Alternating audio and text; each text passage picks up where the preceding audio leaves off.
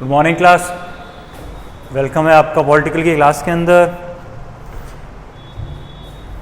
Doubts तो बहुत कम ही आए हैं, एक दो आए हैं, इन लोगों ने भेजे थे, उसको हम डिस्क्राइब कर लेते हैं, ठीक है ना। और जैसा कि मैंने पहले भी कहा था, आज से हम जो है नया चैप्टर स्टार्ट करने वाले हैं, ठीक है। तो आपके कोई डाउट्स अगर फिर भी है फर्स्ट चैप्टर के अंदर, ठीक है ना, तो आप इस क्लास के बाद जो है फिर भी भेज सकते हैं। ये लास्ट क्लास रहेगी, इसके बाद जो है हम फर्स्ट क्लास के कोई भी डाउट नहीं लेने वाले हैं, ठीक है। और आज ही हम स्टार्ट करने वाले हैं जो नेक्स्ट हमारा चैप्टर है फंडामेंटल राइट्स के रिगार्डिंग। फंडामेंटल राइट्स क्या होता है, किस टाइप्स के होते हैं, उनके अंदर क्या क्या चीज़ें आती हैं, वो सारे हम डिस्कस करने वाले हैं। एक प्रॉब्लम थी, तो जिन्होंने प्रॉब्लम भेजी उन्हें बहुत ही छोटा स्क्रीनशॉट भेजा है, वो मैंने पूरा देखा है। जो फंक्शन है उसमें specification of decision making powers वाला जो है उसके अंदर उन्होंने सेकंड, एक मिनट को देख लेता हूँ, सेकंड जो पैराग्राफ है उसमें इशू था उनको, और वो इशू है आपका पेज नंबर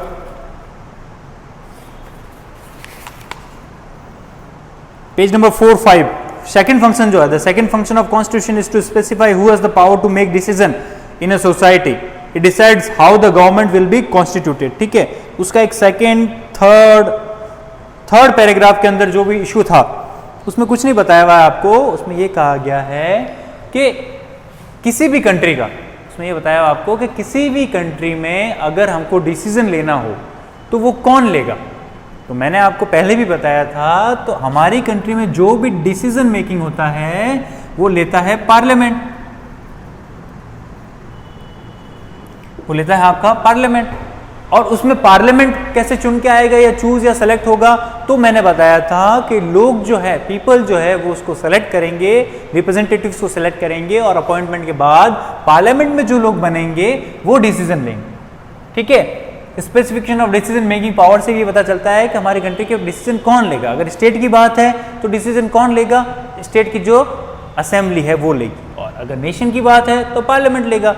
जो आपका पैराग्राफ था, in the Indian constitution for example it is specified that in most instances parliament gets to decide laws and policies and that parliament shall be organised in a particular manner. ये वाला जो paragraph था इसमें यही लिखा हुआ है, parliament ही वो फाइनल अथॉरिटी है जो डिसीजन लेती है और लेने चाहिए, इसके अलावा कोई भी अथॉरिटी यहाँ पे नहीं है। और इसके सिलेक्शन इलेक्शन जो है वो डिफरेंट टाइप से होते हैं। हमारे यहाँ पे डायरेक्ट भी है और इनडायरेक्ट भी है। डायरेक्ट होते हैं जब लोकसभा के इलेक्शन होते हैं, जब हम खुद जाके वोट देते हैं, और इनडायरेक्ट कब होते हैं, जब राज्यसभा के इलेक्शन होते हैं, तब हमारे जो एमएलएज है, हमारे जैसे राजस्थान है या यूपी है वगैरह के, वो जो है पर्टिकुलर 10-15 जितने भी मेंबर्स भेजना होता है तो राज्यसभा में भेजते हैं, ठीक है। तो वो हो गया इनडायरेक्ट और ये हो गया डायरेक्ट। प्रेसिडेंट का इलेक्शन है वो भी इनडायरेक्ट होता है, क्योंकि उसमें आप तो वोट देते नहीं हो, देते कौन है, एमपी और एमएलएज उनको वोट देते हैं। तो ये डायरेक्ट इनडायरेक्ट हो गया, स्पेसिफिक डिसीजन मेकिंग पावर हो गया, और इसका मैंने मीनिंग आपको समझा दिया, ठीक है। और कोई डाउट मेरे पास आया नहीं था, उसका यही है, या तो बाकी सभी चीज़ों को सब कुछ समझ में आ रहा है लोगों को, या अभी भी जो है कुछ लोग ही पढ़ रहे हैं। और मैं आपको बता देता हूं, आपको लगता है हमें पता नहीं चलता है, ओनली 7 to 8 पीपल जो है क्लास 11th में वो जो है रेगुलर क्लासेस कर रहे हैं, ठीक है। उनके अलावा जो है वो लोग क्लासेस नहीं कर रहे हैं। कुछ लोग जो है वो क्या करते हैं, 2 मिनट की क्लास देख रहे हैं, थोड़ा सा बीच में देखते हैं और फिर बाईपास कर देते हैं, वो क्लास नहीं देख रहे हैं। उनके डाउट्स जो है वो काफ़ी जो है अजीब से आते हैं, ये कैसा है वो कैसा है। तो टीचर की रैगिंग ना लें आप जो है पहले चैप्टर पढ़ें, वीडियोज़ देखें, चैप्टर पढ़ें, और जिन लोगों ने बुक्स नहीं खरीदी है प्लीज़ बुक ले लो। अब तो बुक से तो पढ़ना ही पड़ेगा ना, तो ये चीज़ है। तो जो व्यूज़ आते हैं YouTube पे, जो व्यूज़ आते हैं उससे हमें पता चलता है कि किसने कितना ड्यूरेशन जो है वो देख रहा है। जब आप सब्सक्राइब वगैरह करते हो, जब देखते हो, तो 7 से 8 लोग जो है वो परमानेंटली क्लास देख रहे हैं। बाकी जो दूसरे बच्चे हैं, अराउंड हमारे पास अभी बच्चे हो रहे हैं लगभग 30, तो 30 में से अराउंड 22 या 20 बच्चे जो है वो क्लासेस नहीं देख रहे हैं। तो अभी वो स्कूल कुछ नहीं कर सकता है। अब आप अगर कहेंगे कि जो है स्कूल में पढ़ाई नहीं होती है या स्कूल पढ़ाता नहीं है, कोई भी स्कूल हो, वो यहाँ की बात नहीं है, तब वो आप फॉल्ट में है, फिर स्कूल फॉल्ट में नहीं है, ठीक है। क्योंकि ये जो प्लेटफॉर्म है, जो मैंने या हमने जो सर्वे करवाया है या कन्वे करवाया है, उससे ये पता चला है कि पूरे काफ़ी बड़े एरिया में 1-2 पर्टिकुलर जो है, बहुत दूसरे स्कूलों को छोड़ दीजिए आप, ठीक है ना, 1-2 गिनी चुनी को अपने स्कूल में जो है इस तरह की बोर्ड पे जो है इतनी लाइव क्लियरिटी और वॉइस क्लियरिटी के साथ में जो है हर चीज़ पॉइंट टू पॉइंट जो है पढ़ाई जा रही है इस टाइम में। अगर क्लास की फिजिकल क्लास होती तो उसमें तो और भी अच्छा पढ़ाया जाता है। और वो क्या बोल रहा है, वो मैं नहीं बोल रहा हूँ, वो इस बार के कोरोना के टाइम में जो एडमिशन्स हो रहे हैं वो बता रहे हैं कि भाई जो है जो लोगों का जो भी इंटरेस्ट है वो किस तरह से हो रहा है, और साइंस में तो है और आर्ट्स में जो है किस हिसाब से हो रहा है, वो इंटरेस्ट बता रहा है कि आसपास के जो भी स्कूल्स है वहाँ से जो है एडमिशन्स जो हो रहे हैं। और अब हम इस स्टेट में आ गए हैं कि अब हम एडमिशन जो है मना भी कर सकते हैं। मना मीन्स कि इतना परसेंटेज है तो हम आर्ट्स भी नहीं देंगे, तो वो हमारे लिए अच्छी बात है, अचीवमेंट है। आप लोगों के लिए ही है कि आप क्या कीजिए, जो पढ़ाया जा रहा है वो पढ़िए और अच्छा मैसेज दीजिए, आपकी लाइफ भी सुधरे और स्कूल का भी जो अच्छा लगे। तो नेक्स्ट चैप्टर जो है दूसरी बात को टैकल करते हुए पढ़ते हैं। एक और क्वेश्चन रेमेडी रहेगी। मैंने कहा था वीडियो के अंदर पिछली जो हमारी क्लास थी कि आपके जो क्वेश्चन आंसर जो है ना वो आपको प्रोवाइड हो जाएंगे, आप उसकी चिंता ना करें, ठीक है। फिर भी जो है मेरे पास मैसेजेस आ रहे हैं, क्वेश्चन आंसर कब करवाओगे, क्या करना है, कैसे करना है, बुक्स कैसे नोटबुक कैसे बनानी है। ये इररिलेवेंट क्वेश्चन ना पूछें, आप बच्चे ना हैं, ठीक है। तो क्वेश्चन आंसर जो है आपको PDF फॉर्मेट में कैसे भी जो है आपको मिल जाएंगे, ठीक है। वर्कलोड थोड़ा ज़्यादा है, क्लासेस जो है सेटअप 3 लगा रखे हैं, प्रॉब्लम हो रही है, चौथा और सेटअप हम लगा रहे हैं, ठीक है ना। तो बहुत सा जो है इश्यूज होते हैं, आपको मिल जाएंगे, उसकी चिंता ना करें। आपको जो पढ़ा है वो तो पढ़ लो पहले, ठीक है। तो सेफ्टी चैप्टर स्टार्ट कर रहे हैं और बाकी जो भी क्वेरीज हो, जेन्युइन क्वेरीज जो जेन्युइन मीन्स वास्तव में क्वेरी है, वो पूछें आप। और फिर भी कोई इशू हो तो स्कूल में आइए, हम अवेलेबल होते हैं 8 से लेकर 12 बजे तक अवेलेबल है। आप स्कूल में आइए और कोई भी क्वेरी है आपकी पूछिए, पेरेंट्स के साथ आइए, 5 मिनट लगते हैं, क्वेरी पूछिए और घर जाएं, ठीक है। तो चलते हैं।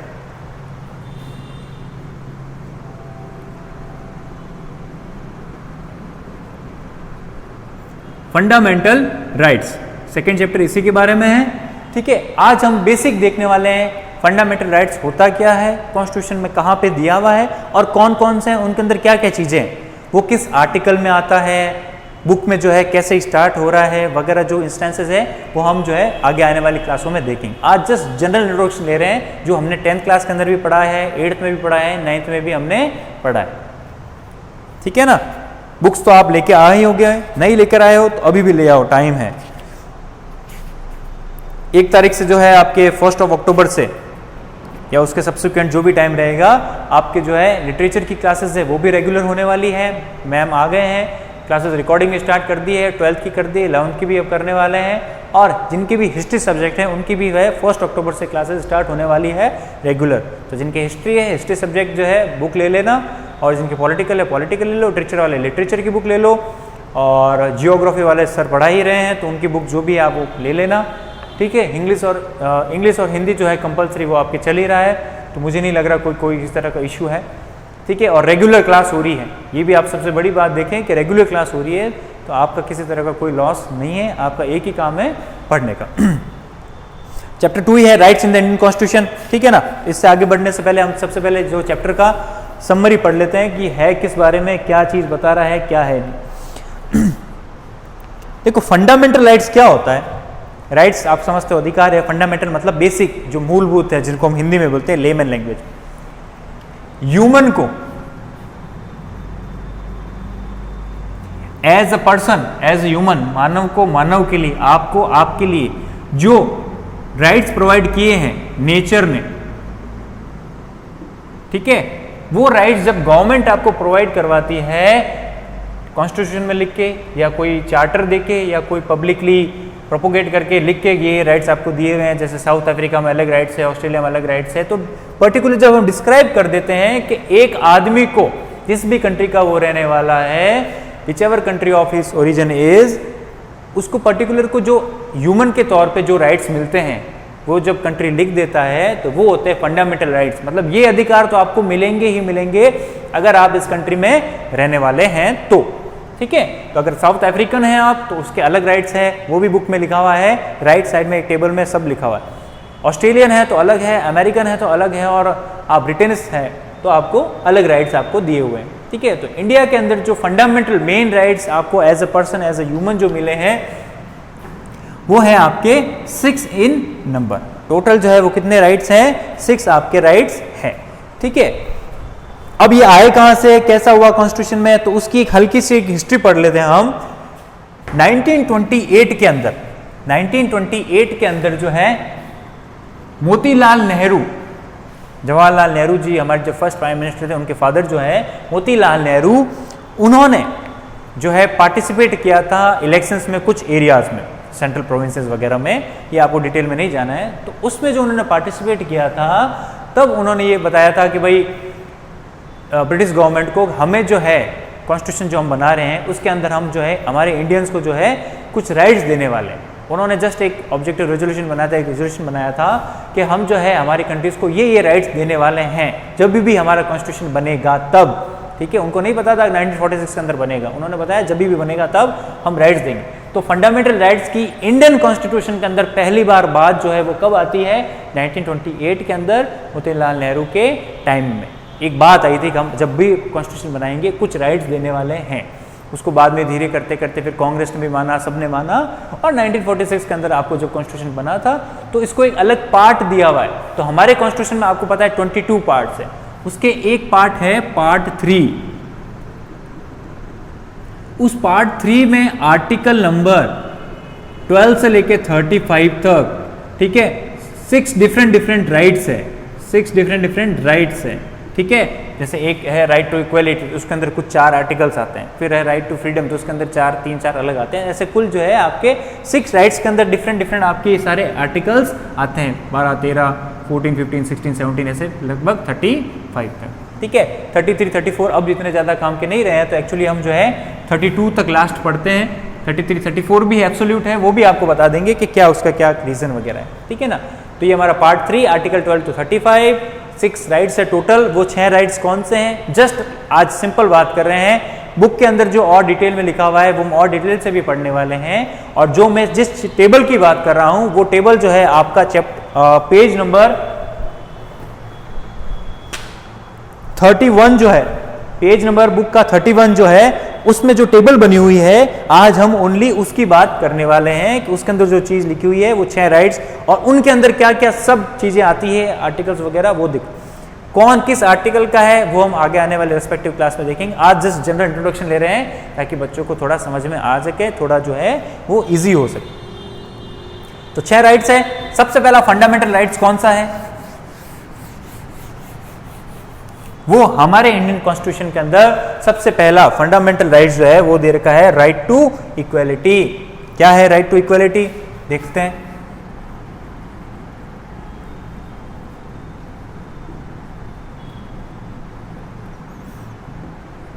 ठीक है, सिंपल है, लिखने से समझ में आ रहा है, देखने से, कि सभी लोग जो हैं पूरी कंट्री में सभी लोग बराबर है, चाहे तो फिर वो लॉ के सामने हो, चाहे तो फिर वो गवर्नमेंट के सामने हो, चाहे वो किसी भी एंगल से हो। ऐसा नहीं है कि किसी के साथ अलग हम डिफरेंशिएट करेंगे, किसी के साथ अलग डिफरेंशिएट करेंगे। मींस अगर लॉ की बात करूं, जस्टिस की बात करूं, तो अगर आप कोर्ट के अंदर जाते हो तो अगर आप मान लीजिए आप अपर कास्ट के हैं या अपर कैटेगरी के हैं या आप रिच पर्सन है, अमीर आदमी है, आपके लिए अलग से तो कुछ होगा नहीं। अगर आपने क्राइम किया है तो सज़ा तो वो की वो मिलनी है। अगर आपने चोरी की है तो अगर सज़ा 2 साल की है तो 2 साल की मिलेगी। अब चाहे वो मैं जाऊं, आप जाएं या कोई भी आदमी, आम आदमी जाए, जैसा काम करोगे वैसी आपको सज़ा मिलने वाली है। ठीक है, तो ऐसा प्रोविज़न नहीं है। ऐसा तो नहीं है कि गवर्नमेंट जो है कोई पॉलिसी इंप्लीमेंट करती है या इनॉग्रेट करती है, उसमें ऐसा कहती है कि ओनली सिर्फ राजस्थान वालों को ही मिलेगा, उनको नहीं मिलेगा, या उनको मिलेगा उनको नहीं मिलेगा। ऐसा तो कुछ है नहीं गवर्नमेंट की तरफ से। गवर्नमेंट तो बोलती है सभी के लिए है। ठीक है, हवा सबके लिए, पानी सबके लिए, रेलवे सबके लिए, रोडवेज सबके लिए, सड़क सबके लिए। ठीक है, तो सब कुछ सबके लिए है, अनटिल एंड अनलेस वो प्राइवेट प्रॉपर्टी नहीं हो। भैया आपका मेरा घर हो उसमें वो आपकी प्रॉपर्टी नहीं है, बाकी आप फ्री हो, आपको जो करना है कर सकते हैं। तो राइट टू इक्वलिटी में आप सभी लोग बराबर हैं, किसी तरह का ऊपर नीचे, लोअर अप डाउन कुछ नहीं है, सभी लोग बराबर है। इसमें एक बार देख लें, आप भी देखें।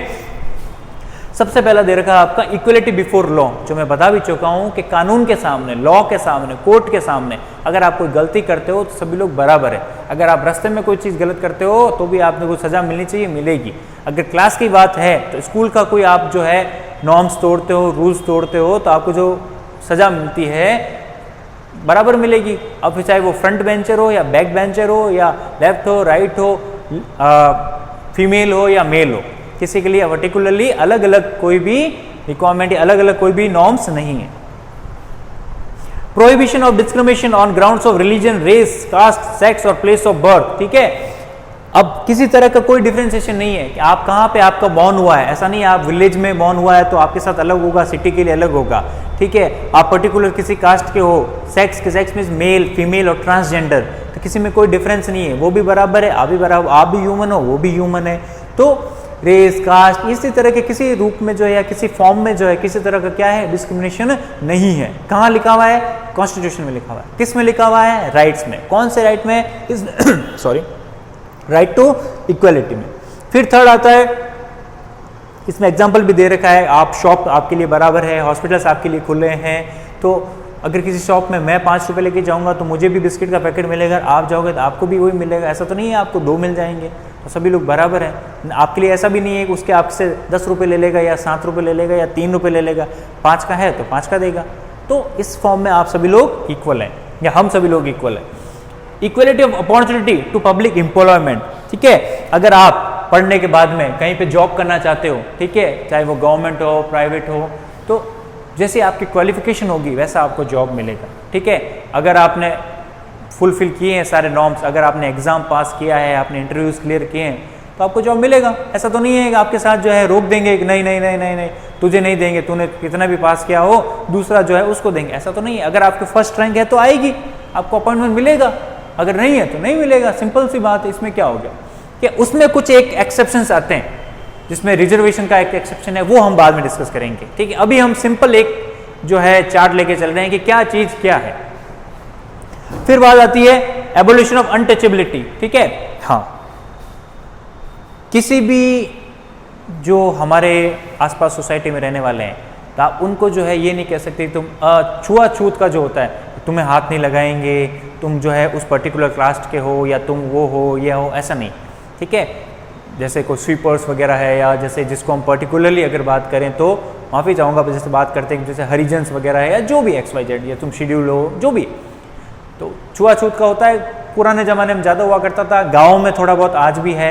इस कास्ट का है तो इसको हाथ नहीं लगाना या इसके पास में नहीं बैठना, ये सारा सिस्टम जो है हमारी कंट्री, हमारे राइट्स जो है, हमारे लॉ जो है वो मना करता है। अगर इस तरह के कोई नॉर्म्स करता है या इस तरह की कोई पॉलिसी करता है, उसको सज़ा, पनिशमेंट होनी चाहिए।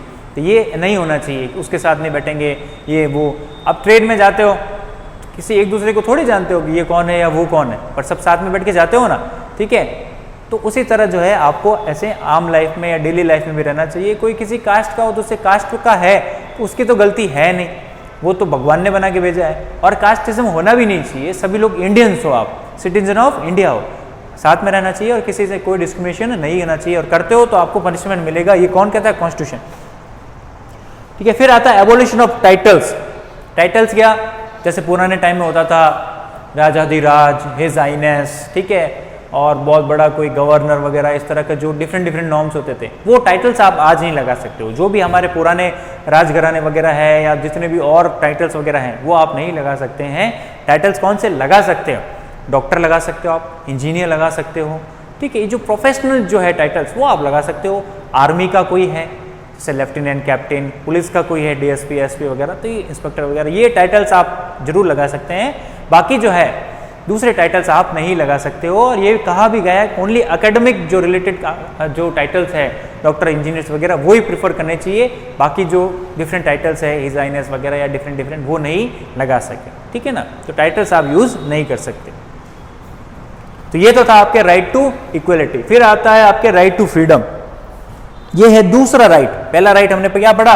Right to equality. अब हम पढ़ रहे हैं राइट टू फ्रीडम। इन सबको हम डिटेल में डिस्कस करने वाले हैं, तो कई ग्रुप में मैसेज ये न डालें हमें समझ में नहीं आया, क्या आधा अधूरा पढ़ा दिया, ठीक है, गलत पढ़ा रहे हो, ऐसा चिंता ना करें आप। टीचर को आपसे ज़्यादा पता है कि किस तरह से जो है क्लास में आगे बढ़ना है, ठीक है। एकदम से हम पूरा नहीं बता सकते क्योंकि बच्चों को फिर समझ में नहीं आएगा और फिर जो है किस पे होगा आरोप? टीचर पे, स्कूल पे, कि हमें कुछ नहीं समझाते, एक्सेट्रा ग्रुप्स में मैसेज आते रहते हैं। तो आप थोड़ा पेशेंस रखें, ठीक है। तो राइट टू फ्रीडम, हाँ, आज़ादी है आपको, बिल्कुल आज़ादी है।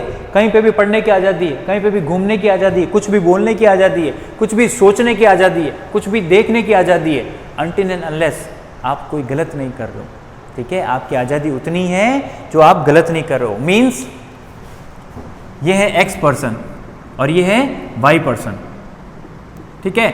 X जो है इसके लिए कुछ भी बोल सकता है कि ऐसा आदमी है वैसा आदमी है, जब तक तो ठीक है। पर अगर कुछ एक्स्ट्रा बोल जाता है या वाई को लगता है कि मेरे बारे में गलत चीजें बोल रहा है, ठीक है, कि इसने चोरी कर ली, ये तो घटिया है, इसको पनिशमेंट हो चुका है, ये तो और भी कुछ है, ठीक है, तो वो चीजें जो है, मतलब आपको फ्रीडम तो है, पर उतनी ही फ्रीडम है जब तक आप दूसरे की फ्रीडम के अंदर नहीं आ रहे हो। समझ रहे हो मेरी बात? फ्रीडम उतनी है बोलने की, पर उतनी भी नहीं, एक्स्ट्रा भी नहीं बोलना है, तो आप उसके बारे में गलत सलत भी बोले जा रहे हो, वो फ्रीडम आपको नहीं है। फिर आपको जो है क्या हो सकती है, कानून के सामने आपको जो है वो सजा हो सकती है, लॉ आप तोड़ देते हो उस वक्त। बोल सकते हो, जैसे नेता लोग भी बोलते हैं इसने ऐसा कर दिया वैसा कर दिया, तब तक ठीक है। अगर किसी के खिलाफ कुछ ज़्यादा ही बोल जाता है कि ये तो ऐसा है, या XYZ गलत चीज़ बोल देता है, तो फिर वो जो है वो कानून का वायलेशन होता है। तो फ्रीडम आपको उतनी है, आपके लिए है। कहीं पे घूमने जाओ तो घूमो, आप गाड़ी चलाओ तो चलाओ, पर गाड़ी चलाते वक्त किसी को कुचल दोगे तो वो आपकी फ्रीडम नहीं है। समझ रहे हो? आप गाड़ी लेके जा रहे हो, इसी को बेचारे को जो है आप इसके ऊपर से गाड़ी चढ़ा देते हो, या इसका पाँव तोड़ दे, उसको टक्कर मार देते हो, ठीक है। ऐसा तो नहीं है रोड पे आप अकेले गाड़ी चलाओगे, नहीं, रोड सबके लिए, आप अपनी गाड़ी चलाइए पर दूसरों का रास्ता न रोकें। तो बस इतनी फ्रीडम है आपको, ठीक है ना। इंडिविजुअल फॉर्म में आपको फुल आज़ादी है घूमने की। घूमने जा रहे हो, ठीक है, कोई चीज़ देखने लायक है तो आप क्या करते हो, सबको ब्लॉक कर देते हो और खुद ही देखोगे, तो वो नहीं हो सकता। बस आपकी आज़ादी उतनी है जब तक कि दूसरे की आज़ादी रुकनी नहीं चाहिए। तो ये वाला आपका कॉन्सेप्ट है। Freedom of right to freedom of speech and expression, ठीक है, एक्सप्रेस करने का, असेंबल पीसफुली, कहीं पे भी इकट्ठे हो सकते हो, ग्राउंड्स में कहीं पे भी बातचीत कर सकते हो पीसफुली। अब ग्राउंड में इकट्ठे हुए हो और आप बहुत जोर से चिल्ला रहे हो तो पड़ोसी की जो है नींद खराब कर रहे हो, तो वो आपका राइट नहीं है, वो आपको कंप्लेन भी कर सकता है। फॉर्म एसोसिएशन, यूनियन बना सकते हो, एसोसिएशन बना सकते हो, जैसे व्हाट्सएप पे ग्रुप बनते हैं उसी तरह बाहर भी ग्रुप्स बनाते हैं कि ये यूनियन है, ये एसोसिएशन है, ये सेना, वो सेना, trader groups, colony groups, different groups जो है, ठीक है, ग्रुप्स बना सकते हो, पर वो ग्रुप्स जो है किसी के साथ गलत ना करें, इतना आपको ध्यान रखना है।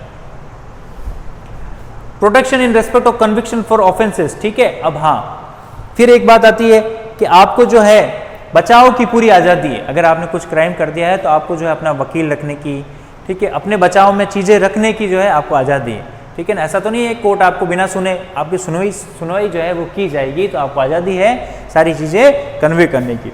Right to life and personal liberty, अपनी ज़िंदगी जीने की पर्सनल आज़ादी है, वो जीने की पूरी आपको आज़ादी है। राइट टू एजुकेशन, ठीक है, एजुकेशन का है ही है, आपको पता ही है, गवर्नमेंट भी अब बोलता है कि जो 16 से 14 वाले हैं सबको फ्री एजुकेशन मिलना चाहिए। और रोक तो नहीं सकते ना, आप किसी स्कूल में जाना चाहते हो तो रोक नहीं सकते हो, बस फीस आपको डिपॉजिट करवानी पड़ेगी, बाकी आपको आज़ादी।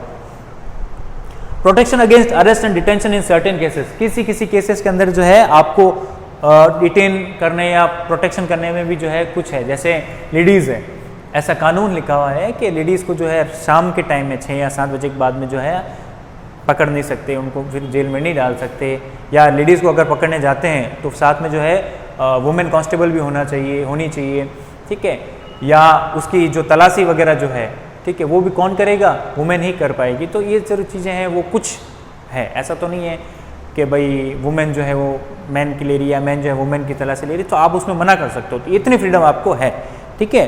तो ये कुछ आज़ादी दे रखी है, डायरेक्ट डिटेल में हम और पढ़ने वाले हैं। तो ये आपका आता है राइट टू फ्रीडम, कितनी आ जाती है। फिर आपका next right against exploitation. Against exploitation means आपका जो है कोई शोषण ना करे, आपका जो है कि व्यवहार जो है कोई गलत आपके साथ ना करे, उसकी आपको आज़ादी है, ठीक है। जैसे कि बच्चे हैं, तो बच्चे की मेन लाइफ क्या होनी चाहिए, जैसे 14 के नीचे है या माइनर जो है 18 से नीचे वाले, उनको आप जो है इंडस्ट्रीज़ में जो है रख नहीं सकते काम करने के लिए, हैवी वर्क्स करने के लिए। घरेलू काम में आप करवा सकते हो, वो कोई प्रॉब्लम नहीं है, तो उनको जो है आप इंडस्ट्रीज़ में नहीं रख सकते। जैसे ग्लास वर्क होता है, या छोटे बच्चों को बेचारों को वहाँ रख देते हैं, उनके साथ डिफॉर्मिटी हो जाती है, डिसेबिलिटी आ जाती है, तो ये चीज़ें गलत है। तो एक्सप्लॉयटेशन जो है वो नहीं हो सकता। या ह्यूमन ट्रेड है, मतलब आदमी को यहाँ से उठाना दूसरी जगह बेच देना, ठीक है, या ह्यूमन को सेल कर देना, ह्यूमन के पार्ट्स निकाल देना, ये सारी चीज़ें बैन है, ये चीज़ें नहीं होनी चाहिए, ठीक है। तो जो भी एक्सप्लॉयटेशन है उसके अगेंस्ट में आपको राइट दे रखा है, राइट अगेंस्ट एक्सप्लॉयटेशन, इसको अगेंस्ट कर लेना, ठीक है। राइट अगेंस्ट एक्सप्लॉयटेशन, आपको आज़ादी है, राइट्स है किसके, एक्सप्लॉयटेशन के खिलाफ, तो आपका कोई भी एक्सप्लॉयटेशन नहीं करने वाला। प्रोहिबिशन और traffic in human beings and force labour, ठीक है, वही मैंने बताया, फोर्स लेबर नहीं होगा। और ट्रैफिक मीन्स आपको जो है ह्यूमन की जो बेचना जो है, बेचान जो है, किसी लड़की को बेच देना, बच्चे को बेच देना, ये सारा सिस्टम मूवीज में आप देखते हो, ये नहीं होगा।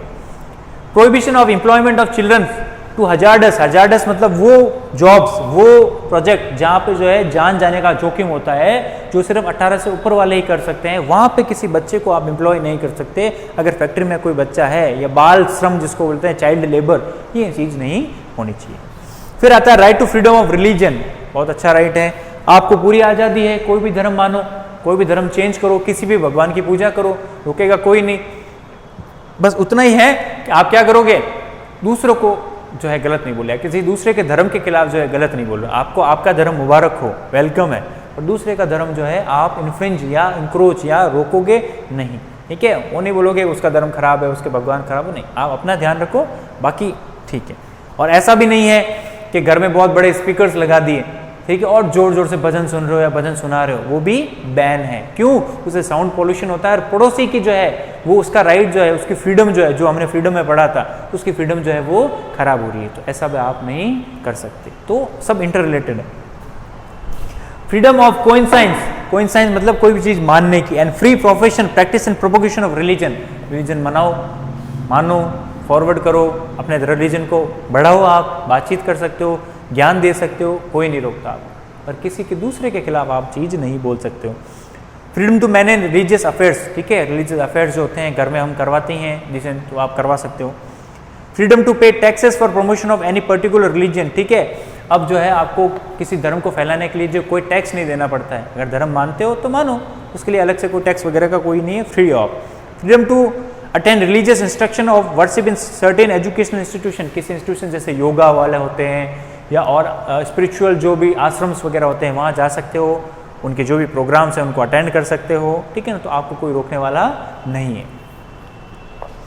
कल्चरल एंड एजुकेशनल राइट, ठीक है, फोर्थ राइट कौन सा है, कल्चरल और एजुकेशनल राइट। जो माइनॉरिटीज है, जैसे मुस्लिम्स है, सिख्स है, पर्सियंस है, पारसीज जो है, उनके जो भी कल्चर है उसको मानने की पूरी आज़ादी है, उनको भी जो फुल आज़ादी है, अपना धर्म जो है ज़्यादा से ज़्यादा अपना कल्चर जो है वो फैला सकते हैं, उनके फेस्टिवल जो है वो मना सकते हैं। प्रोटेक्शन ऑफ लैंग्वेज, ठीक है, आपकी जो लैंग्वेज है, जो भी हो, उड़िया हो, आप मगधी हो, कोंकणी हो, बंगाली हो, राजस्थानी हो, तो आपका लैंग्वेज आप प्रोपोगेट करो, फैलाओ, कोई रोकने वाला नहीं है, ठीक है, बस वही है, दूसरे को आप इंटरफेयर नहीं करोगे, ठीक है ना। अगर ऐसा करते हो, कोई बोलेगा सर कर दिया तो आपके खिलाफ जो है पुलिस आएगी घर में और पकड़ के जेल में ले जाएगी, कोर्ट में केस बनेगा और जेल में बैठोगे और वहाँ पे हवन करोगे। Rights of minorities to establish educational institution, जो भी माइनॉरिटीज जिनका मैंने नाम लिया, वो अपनी एजुकेशन इंस्टीट्यूशन अलग से खोल सकते हैं। जामिया मिलिया हो गया, यहाँ पे भी एक जो है वो अब्दुल कलाम आज़ाद इंस्टीट्यूट है यहाँ पे। तो माइनॉरिटीज जो है, मुस्लिम जो है, सिख्स जो है, वो अपने गुरुद्वारों के अकॉर्डिंग जो है आश्रम खोल सकते हैं या स्कूल्स खोल सकते हैं, तो मना ही किसी को नहीं है, आराम से कीजिए, कोई दिक्कत नहीं, बस उसमें कोई गलत चीज़ नहीं होना चाहिए, ठीक है। एक लास्ट आता है आपके राइट टू कॉन्स्टिट्यूशनल रेमेडीज। हाँ, इसमें क्या होता है, अगर जो पांचों राइट्स आपने पढ़े, इनमें अगर आपको लगता है कि आपके राइट्स कहीं ना कहीं रुक रहे हैं या कहीं ना कहीं जो है कोई रोक रहा है, कोई आपको राइट्स फॉलो नहीं करने दे रहा है, या गवर्नमेंट आपको राइट्स नहीं प्रोवाइड करवा रही है, या कोई ऑफिसर आपको रोक रहा है, ठीक है ना, तो आप कहाँ जा सकते हो, कोर्ट के पास जा सकते हो। कोर्ट के पास जाके क्या कहोगे, रिट्स होती है, ठीक है, WRITS, आर्टिकल नंबर 32 में ये लिखा हुआ है, 5 तरह की रिट्स होती है, ठीक है, हेबियस कॉर्पस, प्रोहिबिशन कैरेटोरी, ठीक है, को वारंटो वगैरह, ठीक है ना, मैंडेमस वगैरह, तो ये 5 रिट्स होती है, 10th में पढ़ा भी होगा आपने। इसके अकॉर्डिंग अलग अलग है, ये भी हम बात करेंगे। तो इसमें अगर आपका कोई राइट्स वायलेट होता है तो आप कोर्ट में जा सकते हो और क्या कर सकते हो, बोल सकते हो मेरा राइट वायलेट हो रहा है, तो कोर्ट आपको जस्टिस प्रोवाइड करवाएगा। या ऊपर का कोई भी फंडामेंटल राइट्स आपका कोई दूसरा इंक्रोच कर रहा है तो भी आप कोर्ट में कंप्लेन कर सकते हो और उनको बता सकते हो कि हमारा जो है राइट्स का क्या हो रहा है, वायलेशन हो रहा है, ठीक है ना। तो ये हमने जो है फंडामेंटल राइट्स पढ़े थे 6, article number 1235, part number 3 Indian constitution, ये आपका है पूरा राइट्स का एक्सप्लेनेशन, ठीक है। बाकी जो है इस चैप्टर को हम जो है नेक्स्ट क्लास में कंटिन्यू करने वाले हैं, और इसके रिगार्डिंग ऐसे तो कोई दिक्कत है नहीं, क्योंकि हम पूरा फिर से पढ़ने वाले हैं, या जो भी पर्टिकुलर हर एक को बारीकी से जो है, इस बार थोड़ा मैंने चेंज कर दिया है, एक एक पैराग्राफ को जो है क्रक्स जो है आपको हर चीज़ समझाने वाला हूँ, तो अब वैसा नहीं रहेगा पूरा आपको एक साथ समझा दिया, ठीक है। और भी आपका कोई सजेशन हो, आपको समझ में नहीं आ रहा हो तो बता सकते हैं। एक्चुअली क्या होता है कि जब स्कूल होती है तब तो हमें वर्ड टू वर्ड सारा चीज़ पढ़ानी पड़ती है, ठीक है, पहले एक्सप्लेन करना पड़ता है, फिर आपको वर्ड टू वर्ड सब कुछ पढ़ाना पड़ता है। पर अभी क्या है, हर चीज़ की देखो लिमिट होती है। ये हमने इनोवेशन किया है आप लोगों के लिए अपनी तरफ से, तो इसमें भी कुछ लिमिट्स है। अब सारा चीज़ नहीं पढ़ा सकते, उसमें फिर क्या बहुत ज़्यादा टाइम पीरियड लगने वाला है और क्लास की क्या फिक्स ड्यूरेशन होती है, ठीक है। तो फिर भी कोशिश करते हैं, और आपका कोई सजेशन हो आप लिख सकते हैं, बता सकते हैं, स्कूल में आके बता सकते हैं। अगर किसी को ये प्रॉब्लम हो रही हो कि मुझे है पूरे ग्रुप में मैसेज नहीं कर सकता या कर सकती, तो आप फ्री हैं, स्कूल में आए पर्टिकुलरली आराम से पर्सनल में आके आप बता सकते हैं ये इशू है, तो उसको भी सॉल्व करने का पूरी कोशिश करेगी। 100% तो कोई परफेक्ट होता नहीं है, फिर भी हम जो है हमारे स्कूल इस प्लेटफॉर्म पे आपको जो है अच्छे से अच्छा प्रोवाइड कर रही है प्लेटफॉर्म, जो आसपास के कहीं के एरिया में इसमें मैंने तो नहीं देखा है। तो ये है, बाकी जूम वगैरह ऐप्स भी है पर उसमें जो है वो इतनी इफेक्टिव नहीं है जितनी कि ये क्लैरिटी वाली क्लासेस या क्लैरिटी ऑफ साउंड जो क्लासेस है। फिर भी आपकी कोई डाउट हो, मैं फिर से बोल रहा हूँ, स्कूल में आके आप कंफर्म कर सकते हैं, ठीक है ना। और भी कोई डाउट है तो आप मैसेज कर सकते हैं, नहीं तो स्कूल में बता सकते हैं। Thank you all.